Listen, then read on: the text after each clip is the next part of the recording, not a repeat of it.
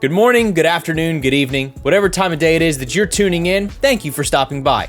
This is the Martell Group Fireside Chats, where each week we sit down with an industry expert and get their unique perspective on the world through the lens that we all know as sales and marketing. Today we have a special episode as we sit down with Sebastian Rees of Cedar Pond Organics and Danyka Dunseith of CannaCollective. Danyka and Sebastian are like yin and yang when it comes to how they work with each other to push the boundaries of the hemp industry. This conversation certainly opened my mind, and it was fascinating to hear about the things that they're working on. But what exactly does the hemp industry have to do with sales and marketing? You're gonna have to listen just to find out. Without further ado, let's hop right on into it.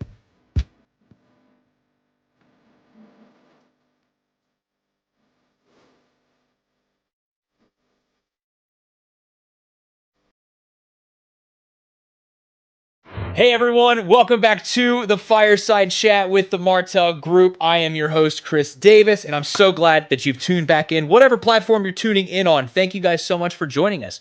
We're doing something a little bit different today on a couple different fronts, right? First off is if you're watching over on YouTube, or even if you're watching on Spotify, you'll notice there's no video today. We're gonna try something a little bit different, try something audio only, so sit back, relax, turn the volume up a little bit and get excited. The second part that we're doing a little bit differently is I actually have two guests today. Both of them represent slightly different companies, but they are in partnership together. Very, very unique industry that they're involved with. And personally, I'm excited just to really just dive into this conversation. So without further ado, I would like to introduce Sebastian Rees, the owner of Cedar Pond Organics, and Danyka Dunseith. She's the CEO and founder of CannaCollective. They, again, are both owners of their own companies, kind of different names and everything like that, but they are in partnership together.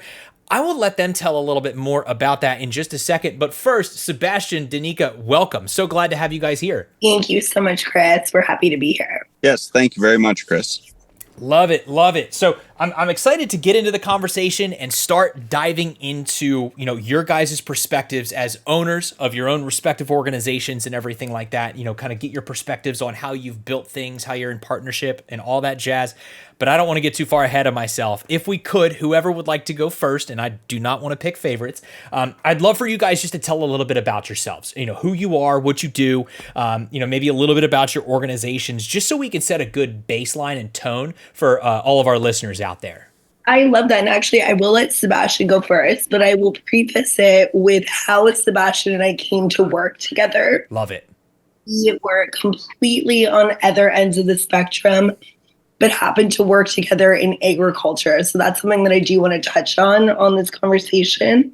And what Sebastian brings to the table is really the opposite of what I had learned. And that came together growing kind of what we both had a vision for. So I will let Sebastian go first because he has a very interesting background story. I guess as far as about me, I grew up as a kid in the horticulture industry with my grandparents having a greenhouse business. And through their knowledge of what they had learned over many, many years, and our cousins owning all the old family farms from when they moved from Europe, we passed on all that knowledge, and it really spurred this interest in me for agriculture. And as I got older and I finished school and all that, I decided, I'll pack my bags and move halfway around the world to experience agriculture there and just kind of broaden my knowledge of it. And so that kind of led me around Australia and New Zealand for about 7 years. And I worked for various different farmers down there and various different types of crops and all that.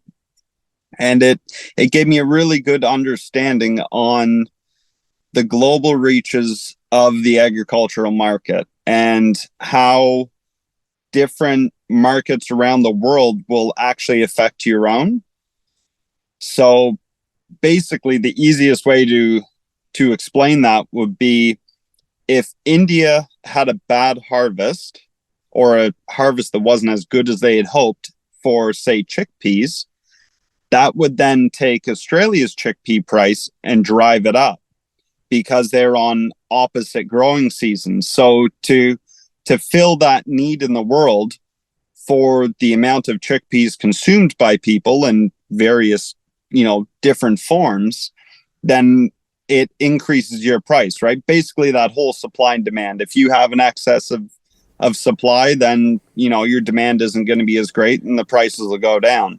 So yeah, it's really interesting, all this knowledge and different farming practices I was able to learn and then bring back here and try and promote, new ideas in something that I've seen through going to a lot of different young farmer conferences. A lot of the younger generation is keen to try these new things. And it's good because it's kind of getting away from the whole idea of, well, this is the way, my father did it, my grandfather did it, and all that. And there's nothing wrong with it. It works exceptionally well. And it has for many years. But as stuff gets more expensive and the markets get a little bit, more tight, and a big thing that they talk about now to young farmers is you can't look at this the same way as you used to be able to. Now you kind of have to look at it as more of a global corporate style business where your market is the rest of the world. It's no longer just this, I'll sell at the local market type thing. It's this really broad reach. So yeah, it's really cool on how people are trying to streamline their operations and get commodities to markets all over the world. So that's all of those things are what I kind of learned over the years and really try to bring forward into my company now, and to pass that knowledge on to other either other farmers or even just other entrepreneurs in the construction agricultural side of things, where this wealth of knowledge that is out there in the world, if we share it around a bit, we can all do better and all streamline our operations. So yeah, that's a little bit about me, I suppose. Danyka, what about you? What's your background on playing, I guess, let's call it yin and yang with Sebastian here? Well, actually, that is the best way to put it, because there are a lot of parallels in what both he and I have learned, and just business in general. What's really interesting, and I know that one of your points on your questions was about marketing. Mm-hmm. So my background is public relations and communications. And I had primarily worked on beauty, lifestyle, excuse me, and larger corporation aspects of that. But there's still the fundamentals that apply to everything that we're doing. And I had actually gotten a director of marketing job at a launch CBD company. So at this time, it was pre-legalization. It was anything to do with agriculture was not really accepting cannabis as anything other than THC in a recreational use. So I was hesitant kind of jumping career switches to that. But once I started realizing and learning a lot more about the industry, I became more and more fascinated with kind of where it came from agriculture. So when you start looking about where the plants are grown and what that looks like. I got very lucky in my position. We grew out of the position, and I have a farm located in Stratford, Ontario. And I started looking at, okay, well, if we can grow there, why wouldn't we cut out the middleman? I was very used to having somebody or something in that infrastructure. What I very quickly realized is that we didn't have that infrastructure in that industry at the time. We were waiting for Health Canada to approve different legislations and different ways of, albeit farming, as we started to grow that. And I used to say we were on the precipice of the green rush. The problem is that the green rush happened so much quicker than anybody could follow up with. So as that happened, I started to realize there was a massive gap in infrastructure. there was a huge, to Sebastian's point, there was a huge demand. There was a lack of supply, but the main point was the infrastructure in between. And that included equipment, it included Health Canada allowing people to, and I use this example frequently. There was a gentleman that I knew when I started out my farm, and he was farming corn and soy, a commodity. He then switched to hemp because he heard that that was a huge move. Health Canada made him burn his field because he grew a beautiful crop, but he was an old school farmer where, like, to Sebastian's point again, everything is kind of shifted in the way that we do business within this industry now. He didn't understand that you needed a Health Canada license, and there's a lot of red tape within that. And he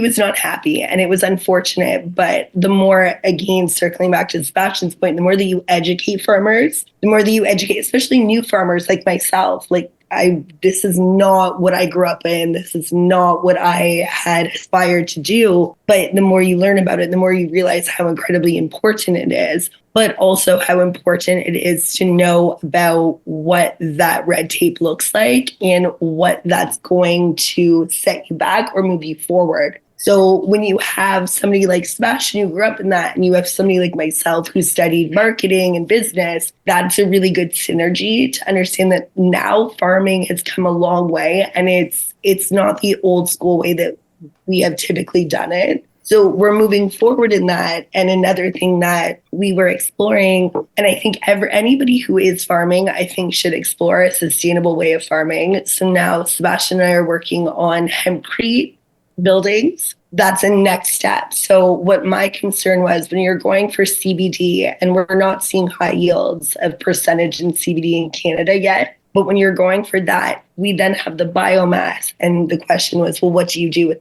after? Sebastian and I also have to have a vision for creating hempcrete. Sebastian, what's the best way you can put that? Please weigh in on that one. For the best way to put the hempcrete stuff. Our hempcrete system that we're building. Basically there's different ways that we are looking at it.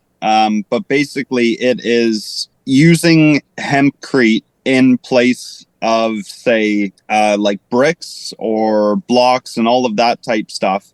So where you would have a house that is stick framed, as they call it, right, with all of your 2x4s, we need something on the outside. So you could go and put your siding on and your insulation and all of that. You could do it. Everybody does it around the world. But, there's also that other way that we used way before having steel siding. And that was using bricks or, basically your clay bricks and mortar, right? By using stuff like, say, this hempcrete, not only is it now a byproduct out of a field, so you're not trying to extract all this clay, which essentially at that point is now it's a natural resource. You are taking something that you have grown, and a chunk of that waste now from that plant is going towards building something. So more like how they used to build homes, if you want to go way back to, the start of civilizations, where it was, straw and mud. And they would grow the straw, you get the grain. Well, now what do you do with the straw, right? You need a little bit to bed your animals or whatever, but you don't need all of it.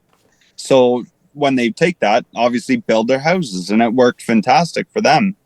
And, we obviously, through new technology and all of this type stuff, we've been able to formulate these wonderful, wonderful products, that come in the forms of siding and insulation and all of this. But the problem is all of the stuff to make that, obviously we, recycle scrap steel and all of this, and we can keep reusing it. But every time you do that, you're always going to lose some.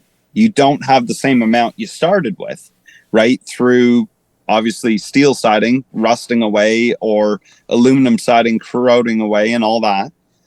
So basically, if we can reuse some of the products that are a byproduct of what we are producing, it furthers the whole industry and the whole world, and everybody is really big now on this whole green initiative, right? Yeah. Try to have a little bit more sustainably sourced products and all this. So siding is not a thing of the past. We will always still need that, because there again, you know, you're not going to necessarily build a roof out of hempcrete. Like, that's not in my opinion, the wisest way to do it. Still have your steel roof, or I would say steel over the tar shingle roof, because the steel roof properly done will far outlast, obviously, a shingle roof.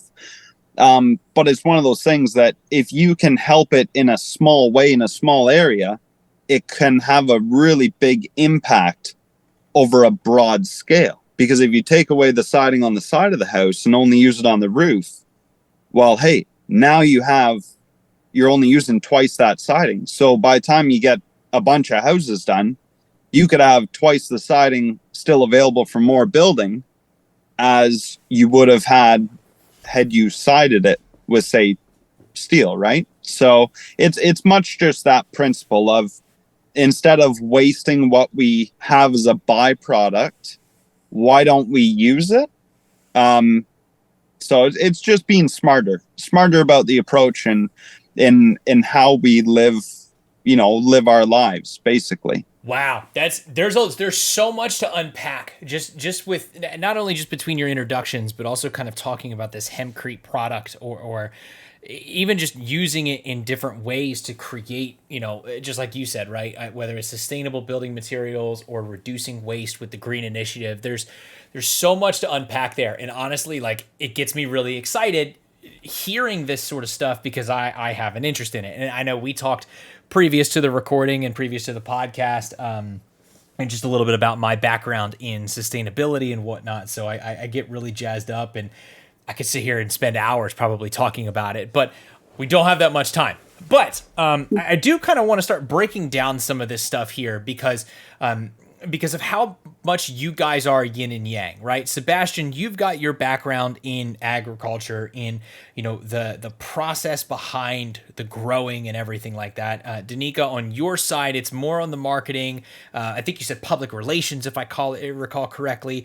So definitely, two sides of the same coin, right? What I'm kind of curious to know here is, each of you have kind of like your own specialties, right? In a way here. And we can kind of hear from each of you guys, but what has been the one crucial thing that each of you have had to learn in order to step into the roles that you're in now?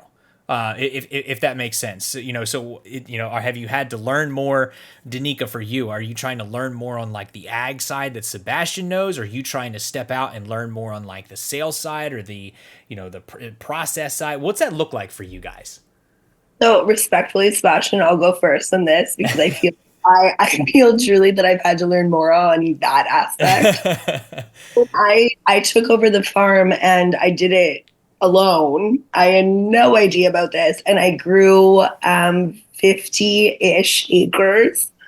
And every farm, they were trying to be nice to me, and they said, I really feel like you should just go with one to see. And I said, well, if I'm doing one, then I feel like I may as well just do 50. And thank you. I successfully yielded 93,000 kilos of biomass. Wow. And that was first season. But again, that was a Hail Mary. I got very lucky on that. And I did sink my teeth into that to learn a lot. But my takeaway from that was that I didn't know as much as I thought that I did. more so like the equipment aspect of it and what goes into that. I knew that I knew certain things about that. But like I said, it was a serendipitous season, because as farmers, now I know that does not always go that way. So my biggest takeaway with transitioning careers, going from something that's so corporate and so finite, was patience. I had to learn a lot of patience, and I'm not a patient woman. I love that. So it almost feels like you could make a movie out of that, right? Because it's one of those like, hey, you're taking a big leap, you're changing careers, you're going to jump into this whole thing, and now let me ask you, was it like first try and that was your yield, or was it like you had to go through a couple different iterations before you got to that? No, that I studied the genetics. I was also one of the first females to get the Health Canada license once we legalized in 2018. So it was trial and error in terms of like we hand robed 1 acre, which is silly in retrospect. But no, it was a lot of research. I cared a lot about what I was doing.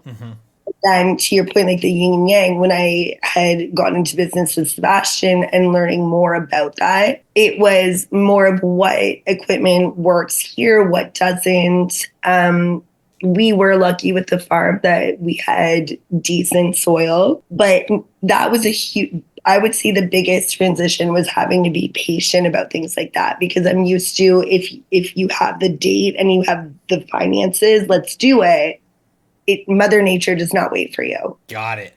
Okay. Yeah. Well, I mean, that's an awesome story for, first and foremost, right? That's super awesome that you were able to kind of sink your teeth into it, like you said, and really get a good springboard. And I think there's a good lesson no matter what industry you're a part of, right? Where it's like, you can be passionate about something, you can dig into something, but there's always more to learn. And I'm sure that you learn that very quickly. What it sounds like is, there's always something new to learn, or always something different to learn, ways to make your process better every time you go about, the next iteration or the next project, whatever that is. So, really.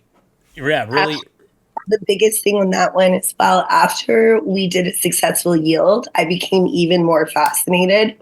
So my company actually traveled globally, and we've been one of the first companies to go see what's going on in Kathmandu, see what was going on in South Africa, see what was going on in Hawaii, and seeing what their soil looked like. And that was another reason that I was really actually grateful to work with Sebastian, because he already had that knowledge where I didn't have to re-explain it to say this is actually very, very important. And it was a really good move for the company, and also just talk about global integration. Yeah.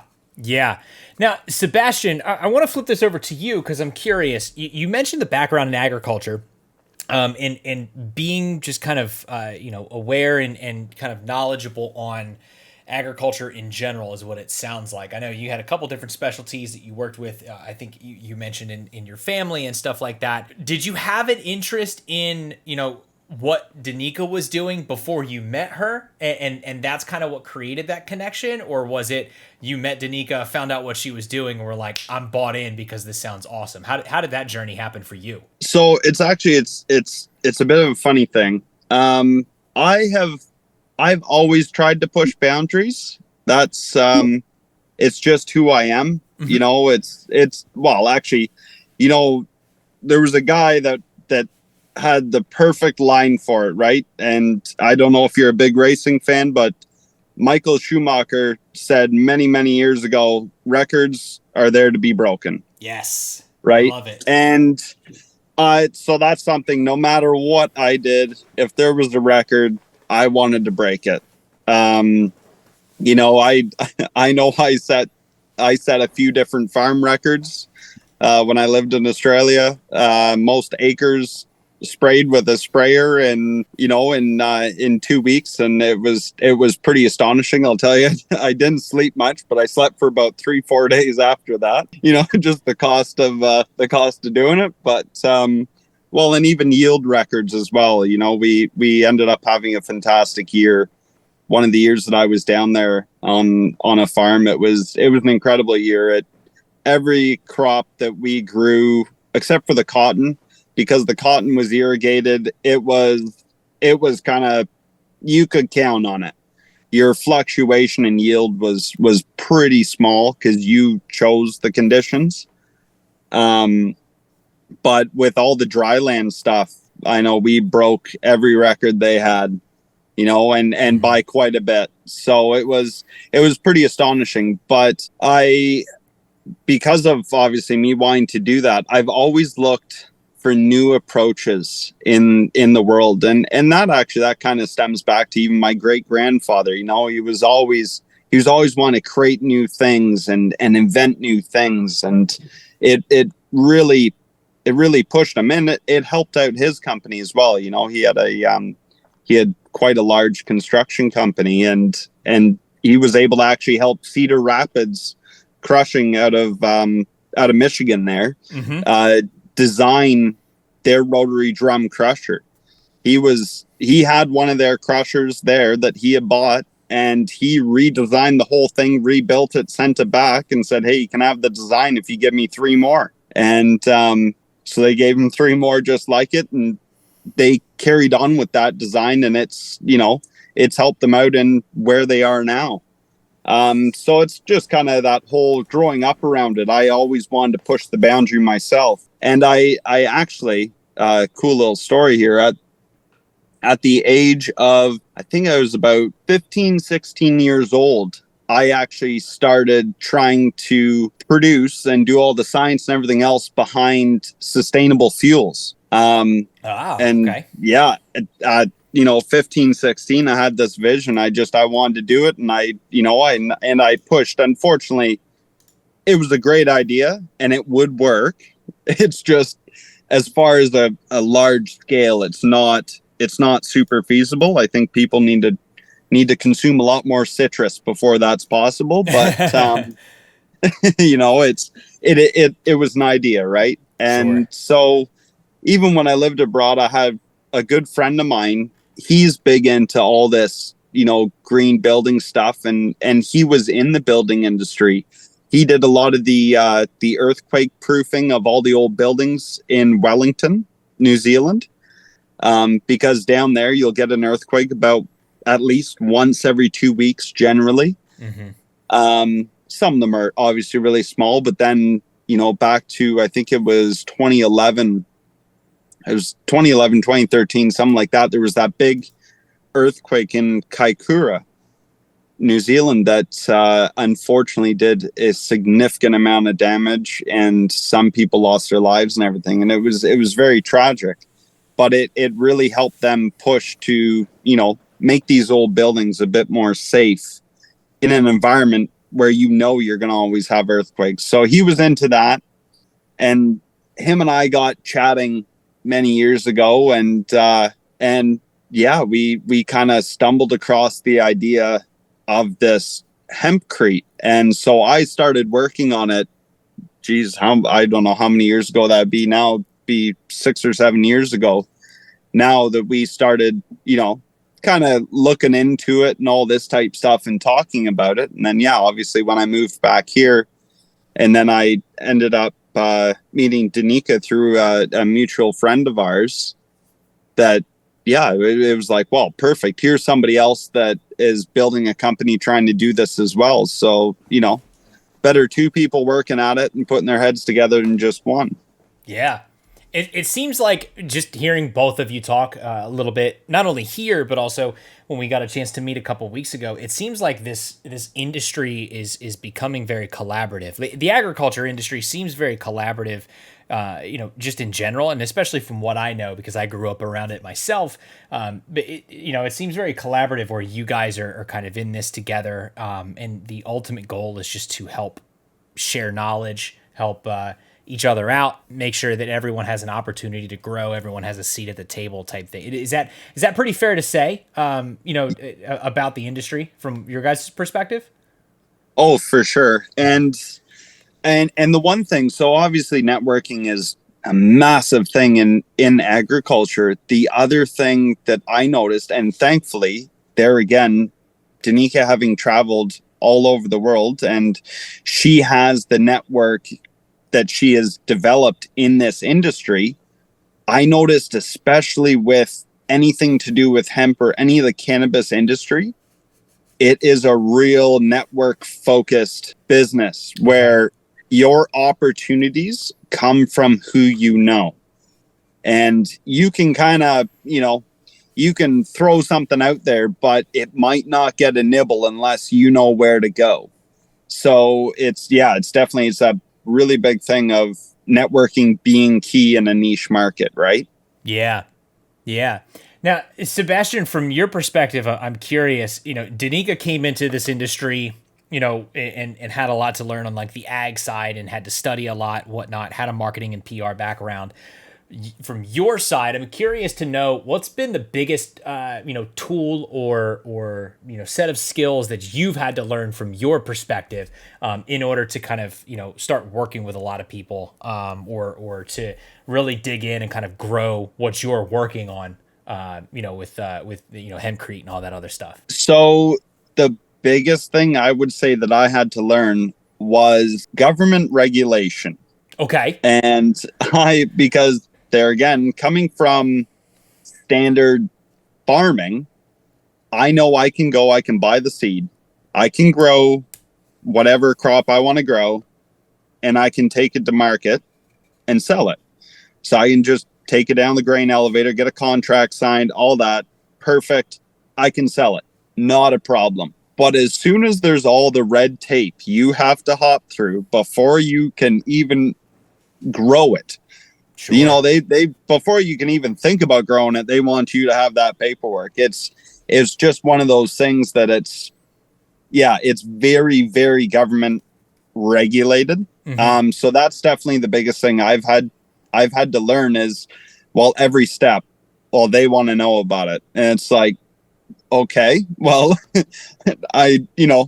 the weather looks good today, I've got to get out and do this. And they're like, well, we want to know about it. And it's like, oh, okay, well, there's half an hour gone out of the day. So thankfully it's nice because I can tell Danyka, and she can do that aspect of it, because she is very familiar with it. So yeah, it's that's definitely been the biggest learning curve for me as far as growing and all that. Okay, each plant is specific.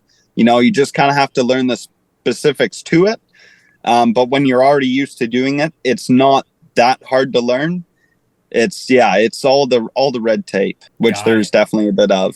Yeah. Yeah, I'm sure there's a lot of that to navigate, and I'm there's any sort of red tape in any industry is what I've found, particularly within the sales side of things, but just kind of all over the place. So, you know, I'll throw this question out to each of you, but Danyka, I'm really interested to hear kind of your perspective, because you mentioned, kind of at the beginning when you started down this road, of kind of owning your own farm and growing your own crop and stuff like that. You were a little hesitant, right? You mentioned being a little hesitant on kind of jumping on the opportunity and stuff like that.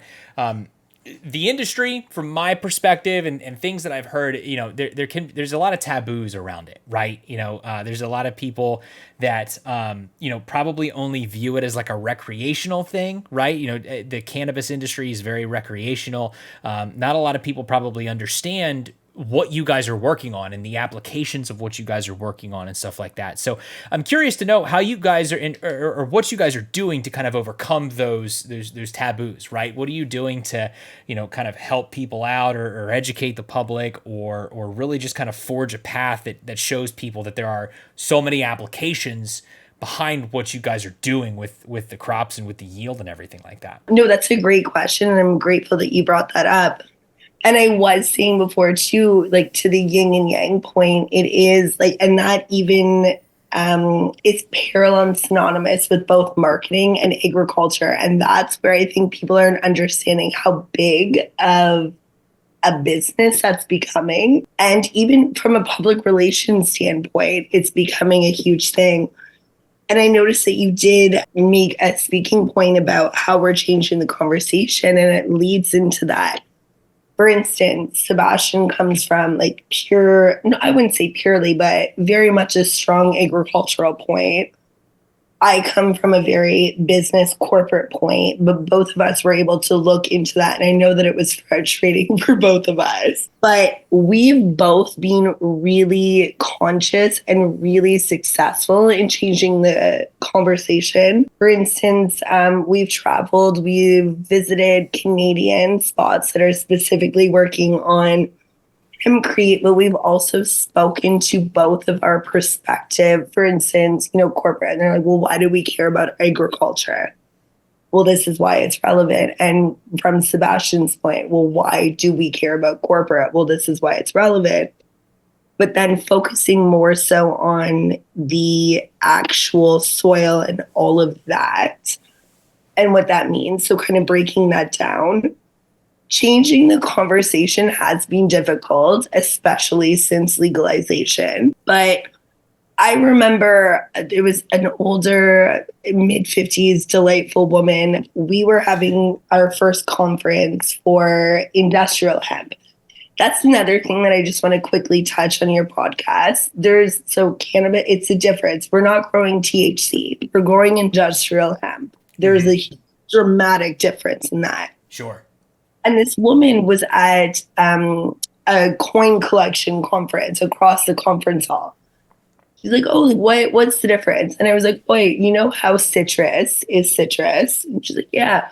So we have two types. An orange is an orange, a grapefruit is a grapefruit. So we have hemp on one side and we have THC on one side. It's still under the cannabis umbrella, but it's really important to separate the two because they are absolutely not the same. So for me, when you have, women or males or anybody of that kind of older stigma generation being inquisitive about that and being willing to listen, I think that's already changing the conversation. I like that. And honestly, you just kind of answered a little bit of the next question I was going to ask, is if there was, I would imagine that there is a little bit of a generational, level. There's generational levels of resistance, right? Where maybe somebody who's a little bit on the younger side, your Gen Zs or Gen Xs or whatever the categorizations are these days, they're probably more accepting of what you guys are doing or just the cannabis industry in general, no matter what side you're on, right? The orange or the grapefruit side. For the older generations, I imagine there's probably a little bit more resistance, or probably folks that create the red tape that Sebastian was talking about. Am I right? Exactly. Yeah. And circling back to your point, Chris, the first genetic that I grew, it was, I would say, quite fragrant, but it had very little THC within it. I would say 15, 16-year-olds in the middle of my field thinking that they were pulling THC plants. It is laughable because I was like, oi, like, thank you for your help, but that's not what you think that you're up to. And on the other end of the spectrum, and Sebastian, I'm sorry, I know that you're not old, but I'm throwing you in this blanket. Well, the old people who don't smoke and don't smoke cigarettes were immediately like, well, you're going to grow THC. No. When I told Sebastian, no, it's hemp, he immediately was like, okay, that's not even the same. And Sebastian doesn't even smoke cigarettes. Whereas my Nana, who's a silent business partner, when I told her about this business plan of mine, she said, you're going to grow weed. And I sent her literature and I said, if you're still against it, I respect that. And she's like, oh my gosh, that's not pot. You kind of find a 50-50 split of people that are open to it. Sebastian, that was like, oh no, I'll help you grow because it's not marijuana, or Nanas that are on the other end of the generations. And then you get the middles that are still not necessarily educated. So it's interesting. And that's why I am really focused on changing the conversation. Yeah, I love that. And I'm sure that there's so much just education behind it that, people just, they have to look for or like be pointed in that direction, right? You kind of have to, encourage people to say, here's, just like you did, right? Here's literature behind exactly what I'm doing, and here's how it's different from how you perceive it. And I'm sure that once people understand that difference and have that kind of perception change, it's kind of like an aha moment, right? Where they can easily just say, oh, this absolutely makes sense. Like, I love hearing about how you're using hemp in all these different applications, how this hempcrete, can change how, how it falls into the green initiative, like you guys mentioned, to be applied in so many different ways. So I love that. And that's exactly it. And like taking it a step further. So what Sebastian brings to the table, and I'm so grateful to be working with him. is so we have all of that in a sphere of we're changing the conversation, we're understanding soil initiatives. Now we're understanding equipment and why that's relevant and how that can help open 1,000,000% more doors. Yeah. Yeah, no, that's awesome. And honestly, that kind of leads a little bit into my next question because I'm curious. What's the day-to-day look like, if there is a day-to-day, or week to week, whatever makes the most sense? What's the kind of daily, weekly interaction between the two of you, your organizations, and what you guys are working on? Is it, you're kind of touching base and saying, hey, I learned this, let's collaborate, or is it, hey, can you get me this, I'll get you that? How does that look like between you guys? I'll let Sebastian take this up, but I think that it's kind of really good mesh of both, because there will be, weeks where we have said in a day what we need to do over the next couple months, get it done, meet in the middle, or there are different points in a growing season. But for the most part, Sebastian, I will let you take that one, actually. Yeah, kind of like, say, through the winter time, obviously being in Canada with it snowing and everything else, you can't grow through the winter. So through the winter is kind of, we don't have to talk as frequently, just because we're trying to, we'll organize next season. So, send an email back and forth, or, hey, here's some new opportunities, right? Because so much of this business as well, that I have found for sure is there's emerging opportunities everywhere, and you kind of have to weed them out as to, what is worth your time, what isn't, and what is, in line with what scale your operation is too, because there's some people that, are requiring a very large, say, amount of byproduct and all this. And that's where it's great, because we have suppliers, so we can fill those orders. And essentially what we do is we broker a deal in that sense. But it's one of those things where once you get into the cultivation time and planting time, well, now you have to talk more frequently, right? As to, this is what's going on, this week, and this is what's going on this day, right? Or the weather looks good, so this is kind of the plan. And then obviously throughout the summer, when it's, when the pressure's kind of off and the plants are just growing, I'll go around and I'll check all the fields, and I know Danyka will check the ones at her place as well. And we'll just kind of touch base with each other, be like, hey, it's looking good, or hey, it's not looking as good in this little corner of the field.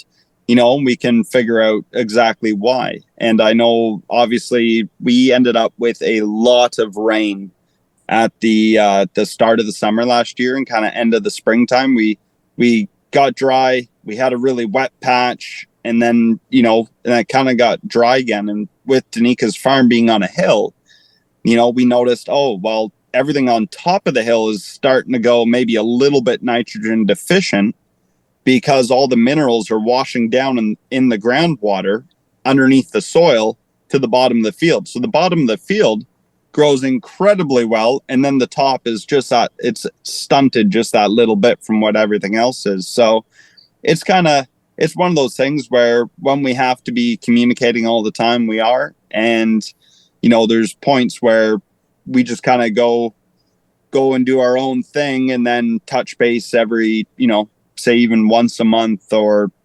once every couple of weeks if we find something new or interesting, right? It's like, hey, you should see this, right? Mm-hmm. So that's kind of the way that we've been working it, and it has been working out well for us. So I like it. Yeah. Now, I'm curious, Danyka, from your perspective, because you made such a career shift. Sebastian, not as much, right? You've kind of remained in agriculture, it seems like, through your entire career. Danyka, for you, I'm curious, what from your past career have you kept up with the most, or what skills have you used, or how have those skills become helpful for you as you've gone down this career change, this new venture, over the past, number of years? Are you finding yourself still being up to date with marketing trends and skills that you were using beforehand? Or is it just kind of like you're grateful to have them in your new position? I honestly, Chris, would say each of those skills that And a lot of what I studied was kind of reading the room, understanding what we're going into, the objectives, the key messages.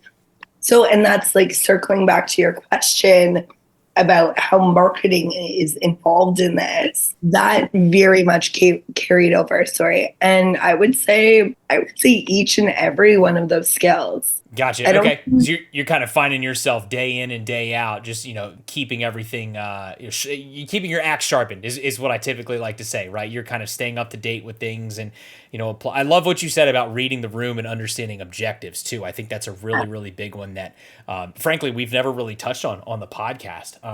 Being able to I feel like understand that's the big thing because it absolutely, if you don't have that understanding, and especially if you are shifting careers or not even, but just going into a new client or a new farmer, like we have such amazing clients and each of them have different objectives.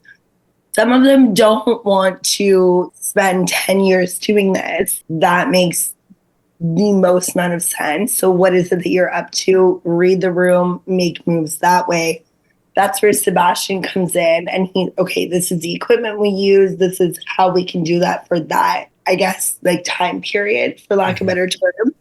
There's not one trait that I learned in my career that I don't apply to what we do every day at our companies now. I love it. I love that. No, that's awesome. It's good to hear that, a lot of those are transferable. And I think, Yes, and what I understand from a lot of people who are making career changes is that, you can absolutely apply maybe not everything, right? Everything from A to Z of what you've learned in a previous career to the new one, but there's definitely foundational, kind of items in marketing, in sales that can apply to everything, both in your career and honestly in your everyday life. I mean, there's fundamentals that you learn. And when I started studying this, I was, oh my gosh, I was 17. So yeah, moving forward, there are fundamentals that if that's what you are passionate about, and like to Sebastian's point,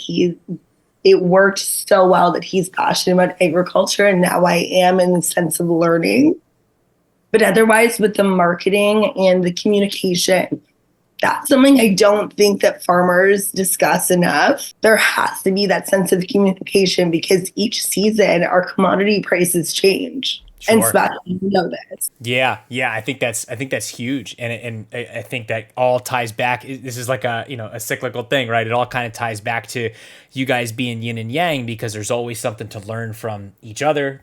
To Sebastian's point, there's always something to tap into the network with and just kind of share that knowledge because at the end of the day it seems like there's room for everyone to eat at the table, and everyone to even have a seat at the table to be a part of the conversation, to learn, to grow no pun intended, but to grow what they're doing in their operations and just kind of learn everything that's new. So I love this.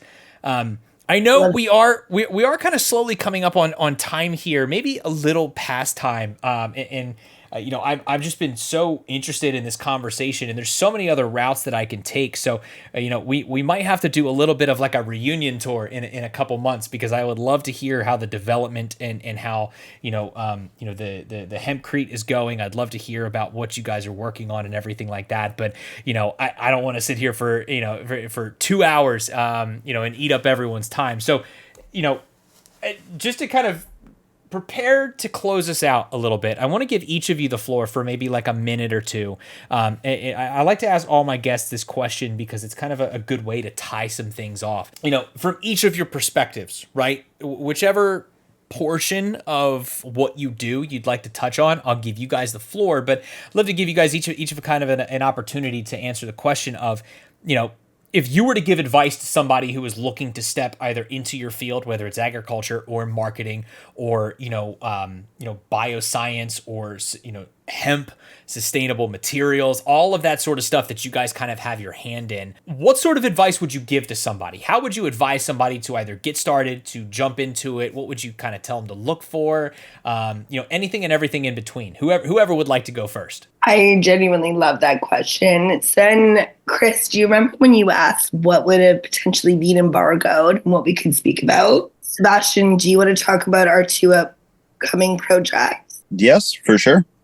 Okay, so we have both been working on a university project. Okay. Sebastian has been doing all of the field work. We are not privy to say everything right now, but this is close to our hometown and it is incredible. We're doing soil rejuvenation. Sebastian has been very, very on top of that. And I've been going over everything that looks for the biofuel that they're also doing. And upcoming is a soil rejuvenation project for the Monsanto cleanup in Hawaii. We are now unembargoed to speak about that. And that's what we're on next. Sebastian, you can go next. Yeah, so I guess from an agricultural point of view, some of the biggest advice I would give to somebody is, especially when you're going into this industry, you are it's that whole thing, right, of dare to go where nobody else has. People have, but it was almost 100 years ago.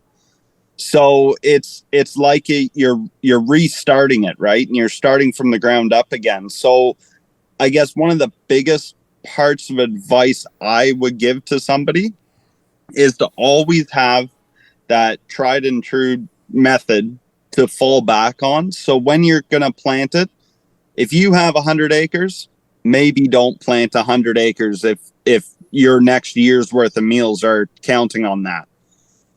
Because if the crop doesn't turn out the way you'd like, you're going to be on the back foot, right?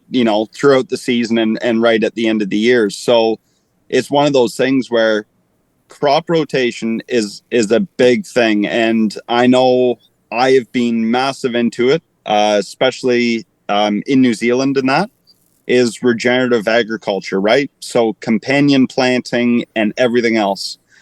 So there's a way to work hemp into these rotations, and this is actually part of what we do. Is I can consult on the agricultural side of things to basically to teach people, okay, well, if you put it in this part of your crop rotation, these plants are going to really complement it well, or if you put it after this, well, this plant is going to maybe suffer a bit. So basically it's one of those things where always have those fallback, crops and all that. So if you have 100 acres, maybe divide it into quarters, right?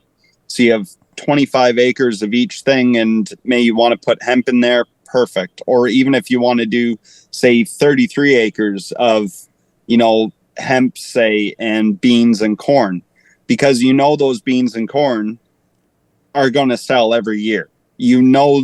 That they should grow pretty good because you can buy a genetic that was tested the year before or has been out for the last 15 years and done well.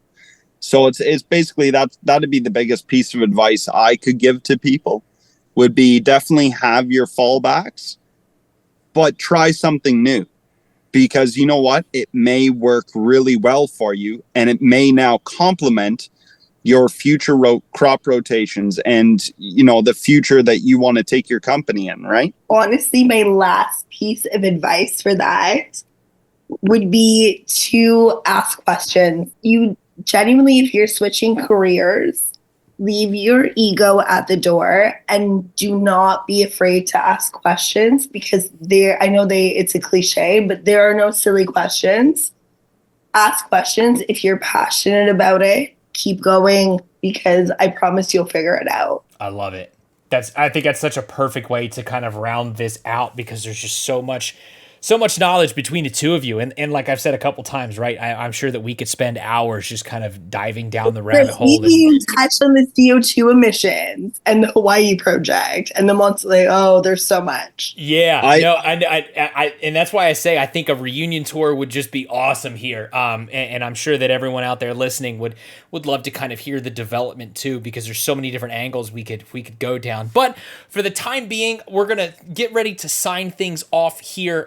This was a really, really exciting conversation, and I really appreciate both of your guys' perspective, sharing the knowledge that you have and getting everything out there. I think there's a lot that we could continue to uncover here and, go down the path of. And, I know I learned a lot throughout this conversation, and I'm sure that the listeners out there learned a lot as well. But for the time being, we'll go ahead and sign some things off. Sebastian, Danyka, thank you guys so much for hopping on the Fireside Chat here and, getting a chance to share your knowledge with us. I really appreciate it. And we'll look forward to future conversations. Definitely. Thank you. Thank you. Absolutely. Shout out once again to Danyka and Sebastian for spending some time with us on this Fireside Chat. These two have such a unique story in not only how they got to where they are today, but how they work together to influence change within their industry. If you have a favorite part that you enjoyed, feel free to leave a comment down below and let us know on your thoughts on this chat. Be sure to like the video, consider hitting the subscribe button, and turn on those notifications so you can be alerted when future chats go live on our channel. Thanks for listening, and as always, happy hunting.